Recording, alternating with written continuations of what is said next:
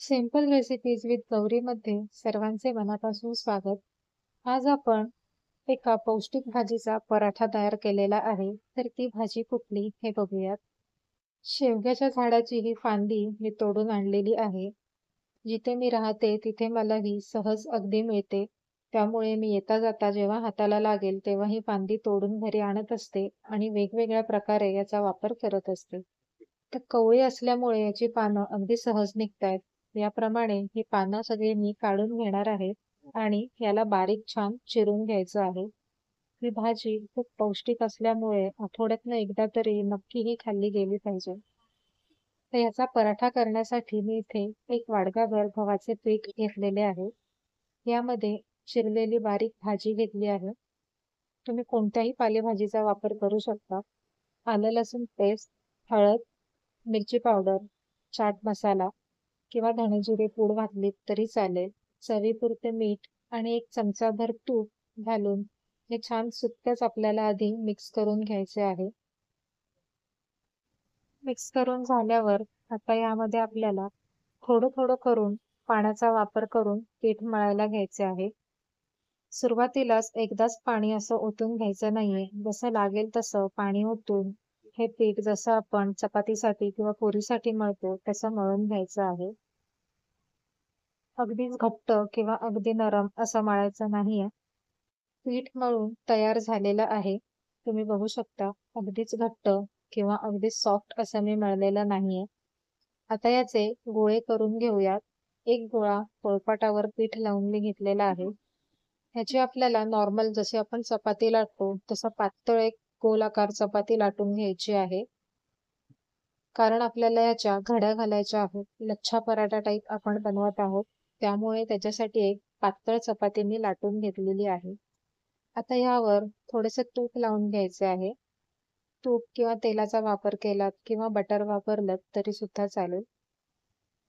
वरतून थोडंसं सुक्कं पीठ लावायचं आहे म्हणजे जेव्हा आपण घड्या करणार असू तेव्हा त्या चिकटणार नाहीत एकमेकांना आणि छान लेयर सुटतील भाजताना. आता पूर्वी जसं आपण कागदाचा पंखा बनवायचो तसं आपल्याला या चपातीच्या घड्या घालून पंख्यासारख्या बनवून घ्यायच्या आहेत. एकावर एक अशी घडीही घालायची आहे. आणि हेच कारण होतं की मी पीठ भुरभुरलं होतं. या घड्या जेव्हा आपण घालतो तेव्हा त्या अगदीच एकमेकांना चिटकून राहत नाहीत आणि भाजताना त्याला लेयर्स खूप छान सुटतात.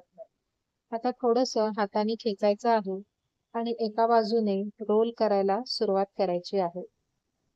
हा पूर्ण रोल करून झाला की याचा जो एंड येतो तो आपल्याला तिकडेच न चिटकवता मागच्या बाजूला वळवून मागे प्रेस करून घ्यायचा आहे म्हणजे लाटताना तो सुटत नाही.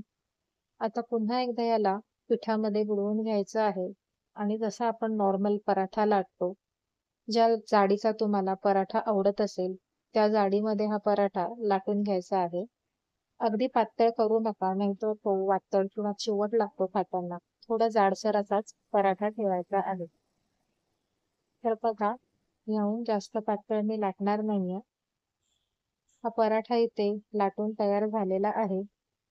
आता तवा इथे गरम करायला ठेवला होता. तो छान गरम झाला आहे. यावरती थोडंसं तूप घातलं आहे. तुपाऐवजी तुम्ही बटर सुद्धा वापरू शकता. त्यावरती पराठा ठेवून मीडियम फ्लेमवरती वरतून तूप लावून दोन्ही साइडून 3 ते 4 वेळा छान पलटापलट करून हा पराठा खरपूस भाजून घ्यायचा आहे. पराठ्याचं चपातीसारखं नसतं की 2 वेळा किंवा 3 वेळाच परतायचा आहे. आपल्याला तो सर्व साइडनी छान खरपूस असा भाजून घ्यायचा आहे. तुपाचा वापर पराठ्याला थोडा जास्त केला जातो.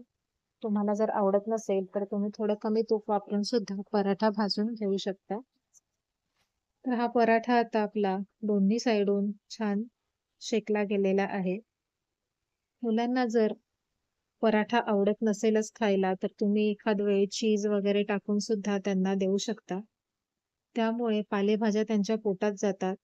पराठ्याची ही पद्धत नक्की ट्राय करून बघा. या कारणाने मुलांच्या पोटात म्हणा किंवा मोठ्यांच्या पोटामध्ये पालेभाज्या जातात. अशा एरवी ज्या पालेभाज्या खात नाहीत त्यांच्यासाठी हा एक छान ऑप्शन आहे. तर बघू शकता याचे लेयर्स किती छान आलेले आहेत ते. हा पराठा आपला तयार झालेला आहे. वरतून मी याला थोडंसं बटर ठेवलेलं आहे, म्हणजे ते छान मेल्ट होतं गरम पराठ्यावरती.